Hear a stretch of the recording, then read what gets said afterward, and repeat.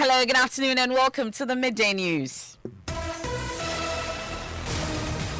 The news is live from our studios here at Kokomlemle. Is Joy 99.7 FM here in Accra. In Kumasi, we are live on Love 99.5 FM and affiliate across Ghana's 16 regions, including A1 Radio and Dreams FM in Bolgatanga, Volta Premier in Ho, Jubilee FM in Keta, Gaskier FM in Techiman, and KTU Radio in Koforidua. For our global audience, please download the My Joy Online app from Play Store and App Store to listen live. In this edition, court orders psychiatric evaluation for 30-year-old mother of 4 alleged to have butchered a 2-year-old son in the presence of 3 other children in the Ashanti region. We seen the way she was behaving. We applied for an order from the magistrate for her to be examined or assessed and give us a report, and we know what to do next. Meanwhile, police there have also arrested a man who allegedly murdered his pregnant wife of Nyanche Nyase close to Sofo Line in Kumasi. Also in this package, that payroll is full. The question then really is whether UPSA has trained you to be entrepreneurs. A demand for jobs met with a call to seek entrepreneurial options. Some young Ghanaians are this afternoon calling for support systems from government following the finance minister's declaration that Ghana's payroll is full. You can't just tell us to start our own businesses. What am I going to get the money for? It's making it look like your studies at the tertiary level is useless or something. We'll hear from an entrepreneurial expert, plus tell you what the National Youth Authority has been saying. Central Regional Queen Mother charges President Akufo-Addo to make public his position on LGBTQ+. Please speak to the parliamentarians about this. The entire nation is looking up to you. Meanwhile, the Netherlands ambassador to Ghana says claim of visa denial by an NDC MP was born out of miscommunication, but Ningo Prampram MP Sam George has dismissed it, demanding reciprocal respect. We have details. And also in sports. In his first stint between 2008 and 2010, he built arguably the best Black Stars team ever. We saw Ghana ranked 14th in the world. What should Ghanaians expect from Milo in his second coming? We've got details in 20 minutes.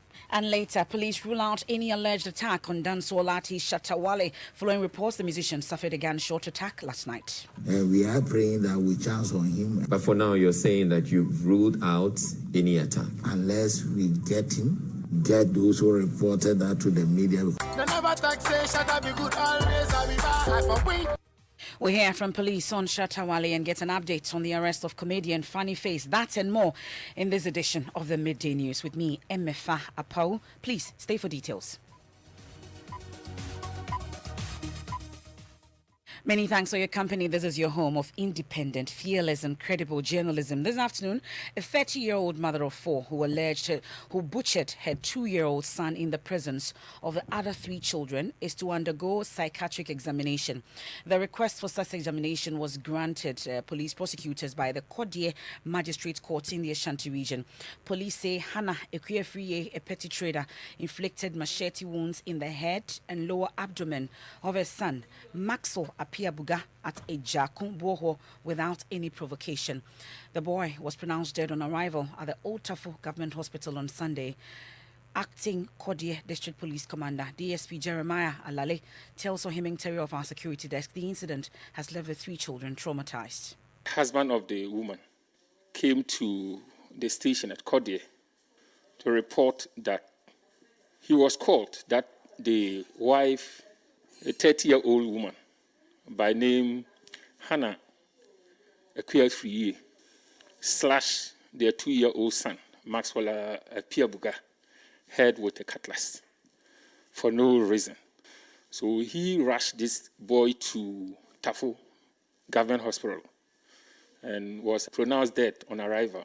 So I dispatched my men to the place. They arrested the woman after examining the body and then placed in a morgue over there for autopsy. They brought the woman, but upon interrogation, we realized that she wasn't normal. Well, we are not experts, but we visited the scene of crime. That is in their house at Ohon Sasa Road there. When we got there, she became of herself. That young woman have 4 children, including the one she killed. She started lamenting, police have arrested me. So what are these children going to do? Then she became of herself. But since we are not, it's yesterday, Monday, we put her before the Kodia Magistrate Court of murder, But we, seeing the way she was behaving, we applied for an order from the magistrate for her to be examined or assessed and give us a report, and we know what to do next. That's the acting Kodia District Police Commander, DSP Jeremiah Alale. My colleague Ohiming Terrier of our security desk joins us live with details. Ohiming, we are learning that the incident happened in the presence of the suspect's 3 other children. Let's talk about these children, how they reacted to the murder of their brother. Yes, MFA, these are children who are aged between 10 and 2, being the last person, the victim who was killed by their mother. And after the incident, they are traumatized. According to police, even when they brought the mother home, the children refused to go to their mother after witnessing this incident. The DSP Jeremiah Alale has been explaining. The incident happened in the presence of the other children. How are the kids who witnessed this murder responding? What has been their reaction to the murder of their own brother in front of them by their mom? Actually, they are traumatized. When we visited the scene, at that point, they were afraid of their mother, their old mother, because it was a sad moment. They will not get closer to her.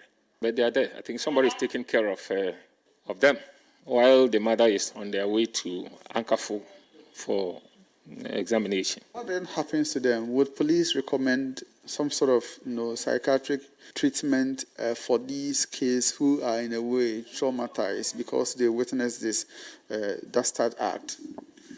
Actually, that is the right thing to do.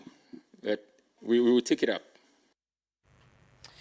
Well, that's my colleague Ohiming Terrier interacting with the police in the Kodie district. Well, we'll stay a while longer in the Ashanti region because police there have arrested a man who allegedly murdered his pregnant wife at Nyanche Niase, close to Sofoline in Kumasi.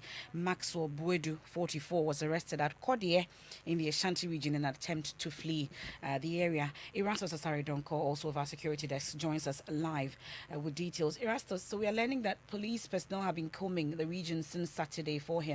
How and where was he found? Well, so since Saturday, when he fled the crime scene, police have been in the community finding clues to his whereabouts. And just this morning, we had the information that he was arrested at Kodie, and he was trying to get out of the region, and that's how he was arrested. Currently, he's in the custody of the Kodie police. He will be transported to Kumasi for further investigations. Well, incidents like this, we've heard the first one, a mother butchering a son in the presence of 3 other children, and this time also a husband murdering a wife, a pregnant wife, in the presence of another son also. These incidents are raising concerns for people about what exactly is happening in the region. What are residents actually saying about these stories? Just like you said, a number of people are expressing concern about the recent killings, with people calling on authorities to try to do some research to find out what is really going on. There are people who are ascribing many reasons to what is going on. People who think that mental health should be taken seriously. People who think that, authorities should find a lasting solution to joblessness, and which is increasing stress within the community. So a number of reasons which is getting people worried. That's my colleague Erastus Asaridonko reporting from the Ashanti region. We'll turn our attention to some other stories. And this afternoon, there are calls from some young Ghanaians for government to simply create an avenue for entrepreneurship to thrive if it can no longer create jobs directly. Unemployment remains a major concern for Ghanaians, with successive governments pledging to deal with the situation. Speaking at the just ended Springboard Roadshow, Finance Minister Ken Ofori-Atta said Ghana's payroll is simply full. Listen. That payroll is full. I can tell you that because we are spending some 60% of our revenue on remunerating some 650,000 people, and that's not sustainable. The question then really is whether UPSA has trained you to be entrepreneurs. And your question will be, where will I get the financing from, etc. But you do, and you have the skill set to be able to do what you have to do. So some young Ghanaians at the University of Ghana, set to shortly complete school, have been sharing their own thoughts. They want government to go beyond stating the obvious by rolling out a plan that enables young people to start their own businesses. The finance minister has a point, but probably the manner in which he, communicated that did not sit well with the youth of the country. What I believe the finance minister could have done was to state the obvious fact, which is that yes, government payroll is full, there are no jobs in the public sector, but to add that government would create the necessary environment to make sure that entrepreneurship thrives. Is there any support system for those who don't have the startup capital to whatever business they want to start with? That's something the government should consider. If you can't employ us, produce a support system to keep us or to help us start something we should do, to help us start a business or something. You can't just tell us to start our own businesses. Where am I going to get the money from? If I'm from a home that makes less than, how do I even put it, less than 500 cedis from both parents, who is going to give me money to start a business? I don't even have any parents at all. How am I going to start a business? So I think there should be a support system to help whoever wants to consider entrepreneurship. It's always been obvious that the government payroll is full, but then he's stating it out has made it worse for the youth, because you knowing it and then it not being said will make it normal for you. But it being said by the finance minister is making it look like your studies at the tertiary level is useless or something. So what he said is right, but then I don't believe he should have said it, because it has made things worse. Like setting up an entrepreneur is not something bad, but in terms of the capital, so if he's going to give us the capital to start the entrepreneur, it's quite okay. Then depending on maybe white card, that view, it means that we do schooling. There's no need for us to school. We can put our capitals together and then set up our own business without even attending university or something like that. It doesn't actually add up. Okay, I don't want to say it doesn't make sense, because that's going to sound rude, because you have thousands of students in the university, and then just this year over thousands are about to graduate, right? So you saying there are no jobs, what do you expect us to do?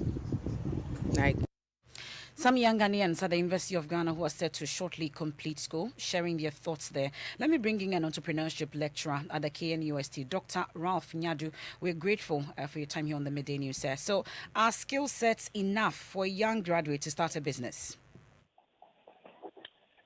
I'll say yes and no. Good afternoon. Good afternoon, sir. We can hear you. They have the training. Unfortunately, a lot of universities have incorporated entrepreneurship training in what they teach in the universities, but the skill sets remain low. And that very function, I think Professor Dr. Keke Sapon rightly mentioned it, that the issue of creativity, innovation, critical thinking, collaboration, teamwork, communication, empathy, and digital literacy are some of the things the students should arm themselves with. That's not only entrepreneurs, but also intrapreneurship, because if the government sector is choked, what about the private sector? And they are also complaining that the skill sets are not the best. So this is where, together with industry, academia should also back up in that area, so that the students will be well prepared to either pick employment and retain it, and also be able to start their own business with a bit of confidence, given the opportunity. But the concern is, what's a skill set without financing to start a business? Well, it's a bit of a challenge, looking at the fact that it's even difficult for entrepreneurs themselves to raise capital and the amount of interest they have to pay with. But they can always team up and start a bit early. Fortunately, in a place like KNUST with their business incubator and the business development center, they are able to train the students at an early stage, and also with the graduates who show prospects. They can be in the incubator for them to be able to start their business over there while they look for funding. And I know some private agencies and some, like the World Bank and others are coming in to assist in this area.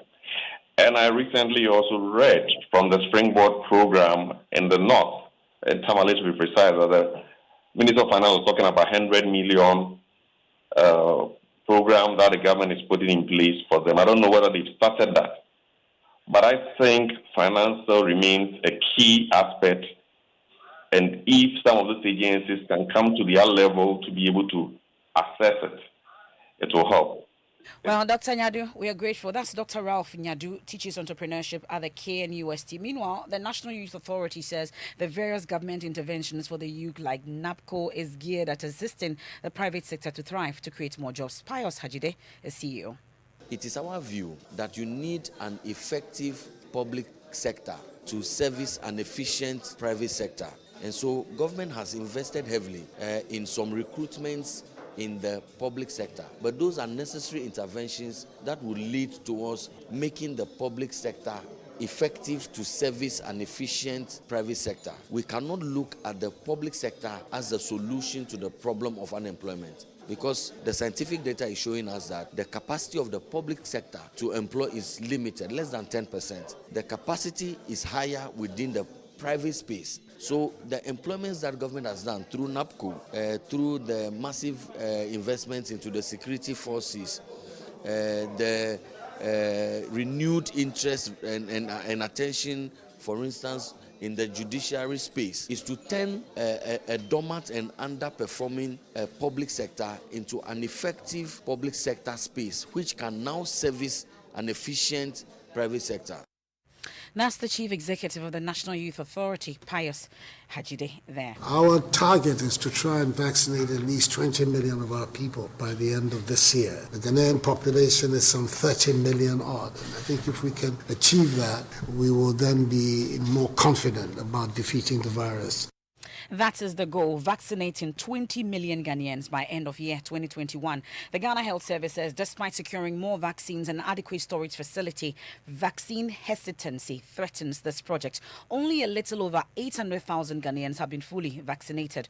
The World Health Organization has this month called for more vaccination, warning the December festivities could mean a fresh wave for developing countries. The Ghana Health Service says people are simply refusing to show up and take the vaccines. Dr. Franklin Asiedu-Bekwe is Director of Public Health. And because the disease burden is low now, people have decided to lay back.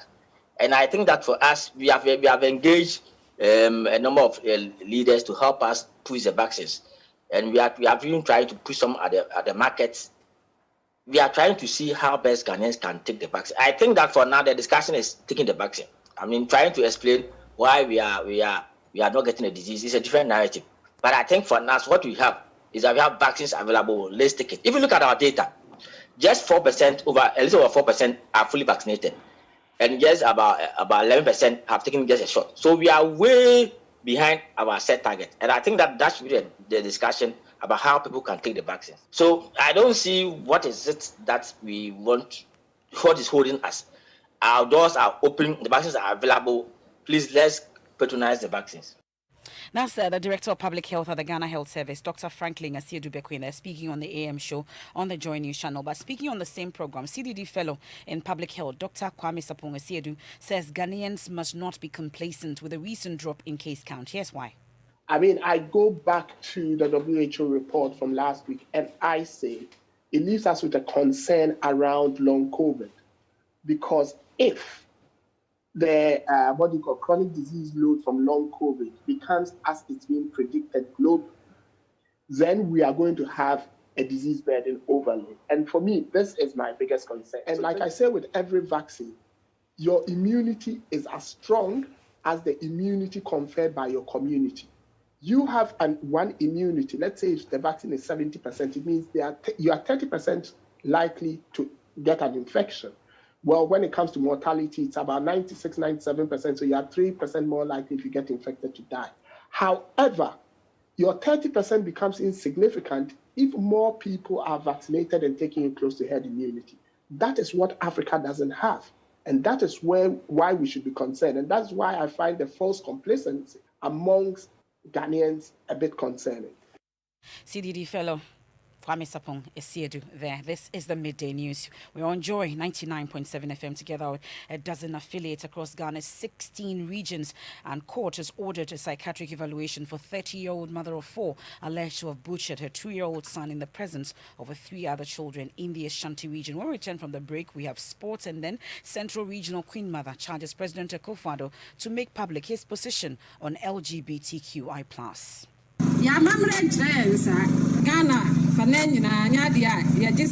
Our tradition does not teach us that way. The entire nation is looking up to you.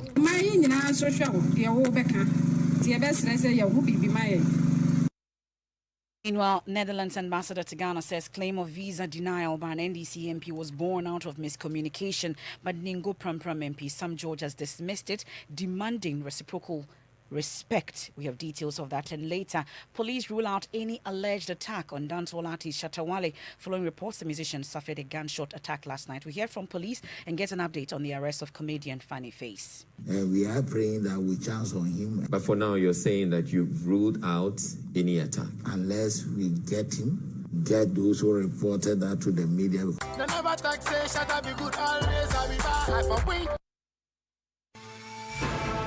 This bulletin is live in the Volta region on Jubilee Radio Keta, Volta Premier and Kekali Radio in Ho, Lolonyo FM in Hohoi, Pando FM in Pando, Fafa Radio in Joje, Radio Hogba in Angloga, Klenam Radio Bato, Victory FM Aplao. In the Eastern region, we're on K-Poly Radio in Kofrodia. In the Northern region, we're on Bishara Radio, Radio 123 and Radio Justice in Tamale. And in Savannah region, we're on Inkelege FM in Bole. In the Upper East region, we're live on A1 Radio and Dreams FM in Bogatanga and Radio Fumbese in Fumbese. In Upper West, we're live on Radio Sonmale in Wa, Radio Freed in Nandom, Radio Wa in Wa, and Bolu FM in Bolu. In the Bono East region, we're on Gaskia FM in Techiman. In Bono region, we're on Sky FM and Parrots FM in Sunyai. Central region, we're live on ATL FM in Cape Coast. And in the Western region, we're on Radio Max in Takrady. Many thanks for staying with us. It's time for sports. Mufta, what do we have? Black Stars head coach Milovan Rajvac is open to having more players break into the national team despite a good start in the World Cup qualifiers in his second spell. The Serbian masterminded Ghana's back-to-back wins against Zimbabwe, and he believes it has set the tone for him to build a very competitive team. If you look at my previous spell here, you know, it's important to make sure that every department of the team is as strong as possible. So in the next period, we are monitoring every Ghanaian home and abroad. The league will start soon, so definitely there will be some talents from here. Also players abroad, they are trying to prove themselves. So this is a chance for everybody to prove themselves, and if they get a call, if they come, they have to prove themselves. So definitely this is a process in which you are trying to establish the team who can be competitive at the highest level and can play against any team in the world. And that is Black Stars head coach Milovan Rajvac. Thank you very much, Muftar, for the latest from the world of sport. And Queen Mother of the Afutuakwa traditional area in the Central region, Nana Afranse, says President Akufo-Addo must make a definite pronouncement on the current region debate on the LGBTQI+ in the country. According to the Queen Mother, the President stands on the matter, and his appeal to the members of Parliament on the promotion of proper human sexual rights and Ghanaian Family Values Bill 2021 will calm nerves and bring relief to many in the country. Addressing the President during his tour of the Central region, Nana Afranse warned the continued advocacy and practices of LGBTQ in Ghana will soar his legacy if he allows it.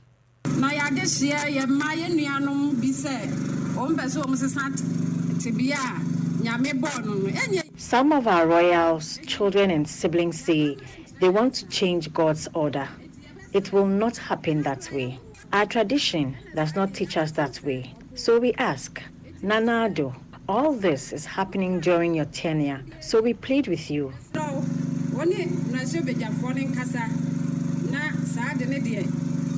Please speak to the parliamentarians about this. All traditional leaders in this country do not accept this. The entire nation is looking up to you to know what you will say about this. So please do something about this.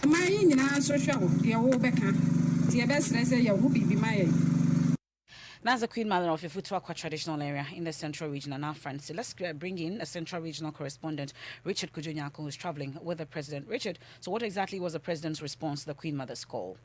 Also, the expectations of the people were not met because the President did not address this issue. He went ahead to say that the people should demand of the opposition party that is currently traveling along the country of any good policy they have, should they be given the nod to rule the country again. And so the President did not say anything or make any statement about it.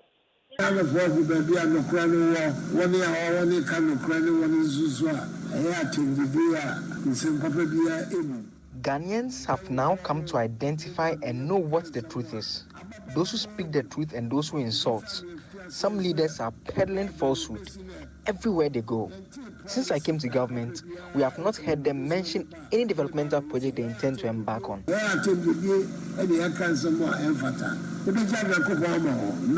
It is all about insults. I leave them to God. We'll also do what we have to do for the country. There are so many things we have to do. President Akufo-Addo in the Central Region. Meanwhile, the Netherlands ambassador to Ghana says the claim of visa denial by an NDC MP was born out of miscommunication.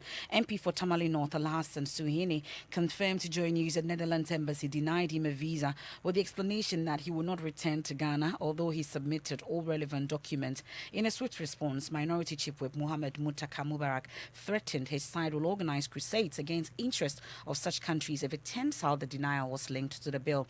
Well, the Netherlands ambassador to Ghana has been tweeting about this matter. Joseph Akable joins me with it. Joseph, what did he say?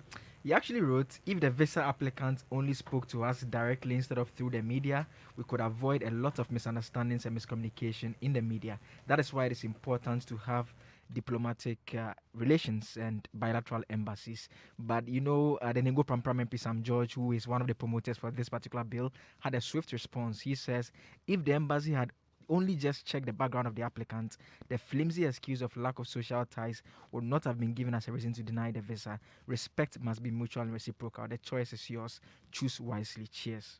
And there's been no response just yet. We are watching that Twitter account, right? Okay, that's my colleague Joseph Akable with details of that. It's time to hit showbiz at this point, and we know that there's a lot happening on that front, and police have ruled out any alleged attack on dancehall artist Shatta Wale. This comes after reports the musician suffered a gunshot attack last night.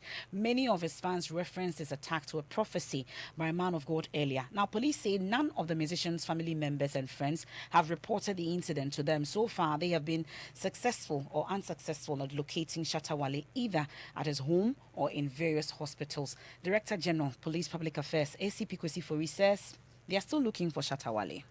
The service cannot sit down aloof. Therefore, we've started investigations, and we are praying that we chance on him and hear his side.